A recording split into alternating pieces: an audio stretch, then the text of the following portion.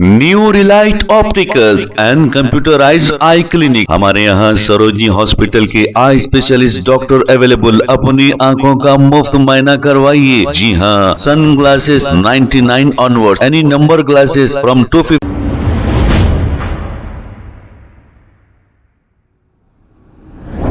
अस्सलाम वालेकुम नाजरीन, 7H न्यूज सच को रखे आपके आगे। नाजरीन, मीम टीवी जो आपको सच्चाई बताता है, और आज के जमाने में तकरीबन चैनल्स गोदी मीडिया हो गए हैं क्योंकि मुकामी पार्टी के इशारों पर चलते हैं, लेकिन ये मीम टीवी सच्चाई बताता है। आइए सुनते हैं तमाम तफसीलात। हाइड्रा के तहत बस्तियों को उजाड़ा गया और इसके बाद जंगलों और जानवरों को भी खत्म किया जा रहा है। तो देखिए, बात ये किसी की भी गवर्नमेंट हो, अगर हम टीडीपी के भी दौर से आ रहे हैं तो उनके दौर में भी डेवलपमेंट और इस किस्म के प्रोजेक्ट के नाम पर डिफॉरेस्टेशन हुआ, जंगलों को काटा गया, झाड़ों को काटा गया। बीआरएस के दौर में भी काफी जंगलें जो है बर्बाद हुई। अब कांग्रेस भी वही काम कर रही है, रातों रात बुलडोज किया गया। सैटरडे संडे उनको पता है कोर्ट भी बंद है, कुछ स्टूडेंट ने प्रोटेस्ट करने की कोशिश की, उनको डिटेन किया गया। एक तरफ आप हरिता हरम लगाते हो, बीआरएस के दौर में हरिता हरम प्रोजेक्ट लगा, फिर दूसरी तरफ आप काफी झाड़ों को भी काटा है। लेकिन सबसे बड़ा सवाल ये उठता है कि एनवायरमेंटल एक्टिविस्ट और सोशल एक्टिविस्ट आखिर इस मसले पर खामोश क्यों? एक्टिविज्म बायस नहीं होना चाहिए, अनबायस होना चाहिए, चाहे किसी की भी गवर्नमेंट हो। एग्जैक्ट। एनवायरमेंट को लेके आपकी चिंता है ना, आपकी सवालात, आपके जद्दोजहद एनवायरनमेंट को लेके है, तो आप एनवायरनमेंट पे जब खतरा आ रहा है, फॉरेस्ट की जब बात आ रही है, फ्लोरा फोना की खतरे की बात आ रही है, तो आप वहां पे उतरना चाहिए, सवाल करना चाहिए, क्रिटिसाइज करना चाहिए। जब भी जियो 111 को जब रिवोक करने की बात की गई थी तो असदुद्दीन ओवैसी साहब क्यों खामोश थे? हाई कोर्ट की नई प्रीमाइसेस के लिए 100 एकड़ जमीन को एक्वायर कर 500,000 के करीब झाड़ों को काट दिया गया। तभी भी स्टूडेंट ने प्रोटेस्ट करा, तब असदुद्दीन ओवैसी साहब ने कोई भी कंसर्न नहीं दिखाया, ना ट्वीट करा। शहरी की एक दावत रखी गई थी एसआरटी ग्राउंड में, तो वहां पे असदुद्दीन ओवैसी साहब जब आ रहे थे तो उनके इस्तकबाल के लिए 1-2 दिन पहले से झाड़ पेड़ पौधे काटना चालू किए थे। तब उनकी खाली दावत के लिए झाड़े काट दिए यहाँ पर, तब वो कितने पौधे लगे हरिता हरम में तो खैर वो नहीं बता सकते वो बात। आपके मसाइल मीम टीवी पर, मैं हबीब उमर सफदर अली मौसवी के साथ। सफदर, आपके मसाइल में आज हम बात करेंगे कि हुकूमत एक तरफ तो एनवायरनमेंट, क्लाइमेट चेंज और ग्रीनरी और ग्रीन एनवायरनमेंट की बात करती है, लेकिन दूसरी तरफ देखा यह जा रहा है कि जंगलों को तक काट दिया जा रहा है। और जिसकी हालिया मिसाल हमको मिलेगी हैदराबाद सेंट्रल यूनिवर्सिटी की, जिसको लगकर जो 400 एकड़ जमीन है, वो जमीन हम नहीं कहेंगे, उसे जंगल कहेंगे, जिसको डिफॉरेस्टेशन यानी जंगलों को खत्म किया जा रहा है, काट दिया जा रहा है। तो इस बारे में आपका क्या कहना है? देखिए, 2014 से 2024 तक की अगर हम बात करेंगे तो डेटा तो ये बता रहा है कि डिफॉरेस्टेशन और डेवलपमेंट प्रोजेक्ट के नाम पर 11,400 एकड़ के करीब जंगल का एरिया जो है अब तक वो कर दिया गया, डिफॉरेस्ट कर दिया गया है। अब हालिया में जो 2-3 दिन से हम देख रहे हैं मुसलसल सोशल मीडिया पर, जो हैदराबाद सेंट्रल यूनिवर्सिटी को लगकर जो जमीन है 400 एकड़, उसका माजरा ये है, दरअसल साल 2004 में जब टीडीपी की हुकूमत थी, यूनाइटेड आंध्रा की मैं बात कर रहा हूँ, तो चंद्रबाबू नायडू के उन्होंने जो है प्राइवेट फर्म को वो जमीन जो है लीज पर दे दी थी 21 सालों के लिए। अब जब तेलंगाना बन गया उसके बाद अब जो है मौजूदा कांग्रेस की जो हुकूमत है, उन्होंने एक लीगल बैटल के जरिए सुप्रीम कोर्ट में जीतकर वो जमीन को रिक्लेम कर लिया है, और उस पर उनका इरादा है कि वहां पे आईटी पार्क्स बनाना, दूसरे जो भी डेवलपमेंटल प्रोजेक्ट्स है उस पर लाने के लिए। तो वहां के मुकामी जो बाजू में जो यूनिवर्सिटी है, हैदराबाद यूनिवर्सिटी, वहां के स्टूडेंट्स का ये कहना है कि जंगल को अगर आप बर्बाद कर दोगे, एक तो एक ही इतना बड़ा एरिया है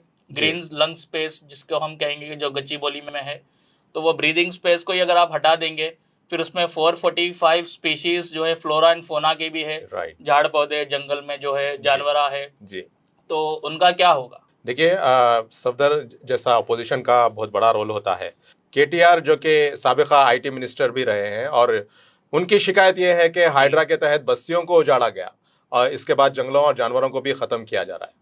तो इसमें वाकई अपोजिशन का रोल है, या फिर आप इस बारे में क्या कहेंगे? देखिए, बीइंग इन अपोजिशन बीआरएस तो अपना रोल निभा रही है, और एक पॉलिटिक्स भी हो रही है इसके ऊपर, उस जमीन को लेकर, क्योंकि साबिका आईटी मिनिस्टर केटी रामाराव तो ये बोल रहे हैं कि आप हाइड्रा लाकर बस्तियों को उजाड़ दिए, अब ये जंगलों को भी नहीं छोड़ रहे हैं, आप जंगल बर्बाद कर दे रहे हैं। तो यकीनन सही कहा है उन्होंने, लेकिन हम ये भी पूछना चाहेंगे कि दौरे बीआरएस हुकूमत जो रही है, बीआरएस की हुकूमत में इन 10 सालों में कितने जमीनों को ऐसे जो है जंगला जो थे डिफॉरेस्ट किया गया, उसके बारे में भी बताइए। जियो 111 जो था उसको रिवोक भी तो बीआरएस की हुकूमत में ही किया गया था। तो क्या जब जो है एनवायरनमेंट को या क्लाइमेट को खतरा नहीं था, उसके अलावा नया हाई कोर्ट बनाने के लिए आरा डिस्ट्रिक्ट में प्रेमाइसेस के लिए 100 एकड़ जमीन अलॉट जो की गई थी, उस पे भी काफी पेड़ पौधे थे, काट के करा के जो है आप नई प्रीमाइसेस तैयार कर रहे थे। उस वक्त भी जो है वहाँ के जो स्टूडेंट्स लोगों ने प्रोटेस्ट करा, प्रोफेसर्स ने प्रोटेस्ट करा। तो देखिए बात ये किसी की भी गवर्नमेंट हो, अगर हम टीडीपी के भी दौर से आ रहे हैं तो उनके दौर में भी डेवलपमेंट और इस किस्म के प्रोजेक्ट के नाम पर डिफॉरेस्टेशन हुआ, जंगलों को काटा गया, झाड़ों को काटा गया। बीआरएस के दौर में भी काफी जंगलें जो है बर्बाद हुई। अब कांग्रेस भी वही काम कर रही है, एक प्रोजेक्ट के नाम पर जो है। अब डेवॉस से इतने सारे प्रोजेक्ट्स जो सीएम साहब लेके आए तो वो कंपनीज को कहीं ना कहीं एस्टेब्लिश करना है ना, क्योंकि हैदराबाद जो है एक हब है, एक आईटी हब है, एक बिजनेस हब है। तो गच्चीबोली का जो इलाका है जो 400 एकड़ का, उस पे पूरे जंगल है, उसमें जो है अलग अलग स्पीशीज के जानवरें हैं, हिरना है, इंडियन फॉक्स है, बहरहाल काफी किस्म के जो है जानवर उस पे है।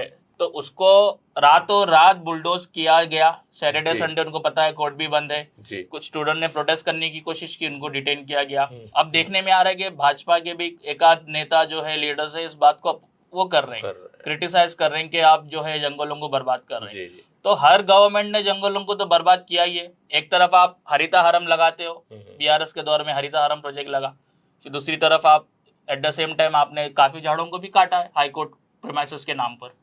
देखिए सफदर, हुकूमतों का रोल और पॉलिटिकल पार्टीज का रोल तो काफ़ी मशकूक रहा है हर मामले में। ना इंसानों को बख्शा जाता है और ना ही मासूम जानवरों को और ना ही पेड़ पौधों को बख्शा जा रहा है। तो हुकूमतों के रूलिंग पार्टी क्या कर रही है या अपोजिशन पार्टी क्या कर रही है, तो सवाल अपनी जगह है। लेकिन सबसे बड़ा सवाल ये उठता है कि एनवायरमेंटल एक्टिविस्ट और सोशल एक्टिविस्ट आखिर इस मसले पर खामोश क्यों है? देखिए यकीनन अब तक तो उन्होंने कुछ बोला नहीं है। अब किसी पर्टिकुलर एक्टिविस्ट का या एनवायरमेंटल एक्टिविस्ट का तो नाम हम नहीं लेंगे, लेकिन लोग जानते हैं कि जब भी एनवायरमेंट की बात आती है तो चुनिंदा ऐसे कुछ एक्टिविस्ट है जो हर वक्त जो है सुर्खियों में रहे हैं और आवाज उठाए, चाहे वो हाइड्रा का मसला हो या फिर जियो 111 का मसला हो। तो अब तक तो उनकी तरफ से कुछ स्टेटमेंट नहीं आया। हालांकि मैं समझता हूँ 1-2 दिन से तो मुसलसल ये गर्मा गर्मी चली रही है। तो उनको भी चाहिए कि आप गवर्नमेंट के सॉफ्ट कॉर्नर देख के, या किसी की भी हुकूमत हो, ऐसा मत करिए कि भाई बीआरएस की हुकूमत है तो आप जम के आपका एक्टिविज्म दिखा रहे हैं, एनवायरमेंट कंजर्वेशन की बात कर रहे हो। क्योंकि अगर कांग्रेस से अगर कोई पर्टिकुलर एक्टिविस्ट का सॉफ्ट कॉर्नर है तो उसमें खामोशी इख्तियार कर रहे हैं, तो ऐसा मत करिए। एक्टिविज्म बायस नहीं होना चाहिए, अनबायस होना चाहिए, चाहे किसी की भी गवर्नमेंट हो। एनवायरमेंट को लेके आपकी चिंता है ना, आपकी सवालात, आपके जद्दोजहद एनवायरमेंट को लेके है। तो आप एनवायरमेंट पे जब खतरा आ रहा है, फॉरेस्ट की जब बात आ रही है, फ्लोरा फोना की खतरे की बात आ रही है, तो आप वहां पे उतरना चाहिए, सवाल करना चाहिए, क्रिटिसाइज करना चाहिए। स्टूडेंट्स का साथ दीजिए आप भी उतर के। और सफदर, हैदराबाद लोकसभा के एमपी जो हैं असदुद्दीन ओवैसी साहब, उनको भी पार्लियामेंट में क्लाइमेट चेंज, हीट वेव और एयर पॉल्यूशन को लेकर काफी बात करता हुआ देखा गया उनको भी। लेकिन मसला यह है कि वो भी इस मसले पर खामोश क्यों है? देखिए हैदराबाद लोकसभा एमपी असदुद्दीन ओवैसी साहब का मसला ही यही है कि वो उनके हलके में जहाँ पे वो रहते, जो स्टेट में वो रहते, वहाँ के इश्यूज के बारे में वो पार्लियामेंट में नहीं बात करते। वो बात करेंगे तो यूपी बिहार की बात करेंगे तो आसाम की बात करेंगे, तो कश्मीर की, या जो है नेबरिंग स्टेट्स की बात करेंगे। क्लाइमेट चेंज के ऊपर भी उन्होंने बात करी है, 1 महीना पहले की बात है वो, हीट वेव को लेकर, एयर पोल्यूशन को लेकर। तो असदुद्दीन ओवैसी साहब से वही हम पूछना चाहेंगे। अभी जो है यही मैं समझता हूँ 1-1.5 घंटे की दूरी पे होगा गच्चीबोली जहाँ वो रहते, वहीं पे जो है फॉरेस्ट को जो है 400 एकड़ जमीन को, जहाँ जंगल है, जहाँ हिरना है, जहाँ पर जो है एक लेक भी है अंदर, तो इतना उजाड़ दिया जा रहा जंगलों को। वो स्टूडेंट्स प्रोटेस्ट कर रहे हैं। क्या आप जाके उनका साथ देंगे?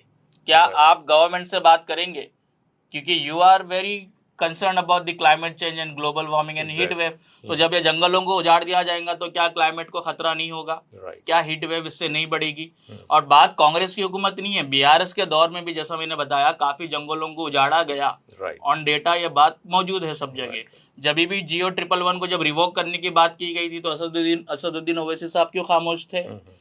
हाई कोर्ट की नई प्रीमाइसेस के लिए 100 एकड़ जमीन को एक्वायर कर 500,000 के करीब झाड़ों को काट दिया गया। तभी भी स्टूडेंट ने प्रोटेस्ट करा, तब असदुद्दीन ओवैसी साहब ने कोई भी कंसर्न नहीं दिखाया, ना ट्वीट करा। क्योंकि अगर झाड़ पेड़ पौधों की बात होंगी तो आप देखेंगे कि शहरी की एक दावत रखी गई थी एसआरटी ग्राउंड में, तो वहाँ पे असदुद्दीन ओवैसी साहब जब आ रहे थे तो उनके इस्तकबाल के लिए 1-2 दिन पहले से झाड़ पेड़ पौधे काटना चालू किए थे। Right. तब उनकी खाली दावत के लिए झाड़े काट दिए यहाँ पर, तब वो कितने पौधे लगे हरिता हरम में तो खैर वो नहीं बता सकते वो बात। तो नाजरीन, ये थे आपके मसाइल के कुछ अहम मसाइल और कुछ ऐसे इश्यूज जो आप देखने में आ रहा है कि इंसानी समाज को तो जंगल राज में तब्दील कर दिया गया।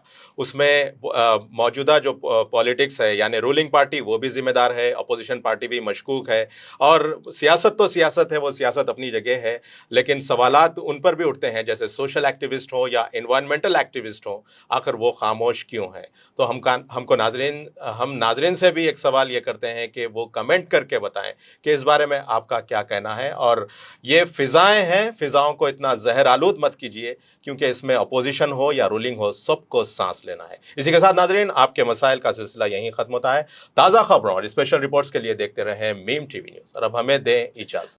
New Relight opticals and computerised I clinic, हमारे यहाँ सरोजनी हॉस्पिटल के आई स्पेशलिस्ट डॉक्टर अवेलेबल। अपनी आंखों का मुफ्त मायना करवाइए। जी हाँ, sun glasses 99 onward, any number glasses from 250 onward, contact lenses any colour ₹99 onward. जो हजरात 60 साल की उम्र से ज्यादा है, हज और उम्रा जाना चाहते हैं, उनके लिए बिल्कुल free number glasses, free home delivery और free eye checkup. New relight optical, Talab Katta, main road, opposite to Baba Bahauddin दरगाह। मोबाइल 9848392127। खबर है शहर की, खबर है गाँव की, खबर है सारी दुनिया की। 7H न्यूज पसंद आए तो लाइक कीजिए, शेयर कीजिए और सब्सक्राइब करना ना भूलें। 7H news.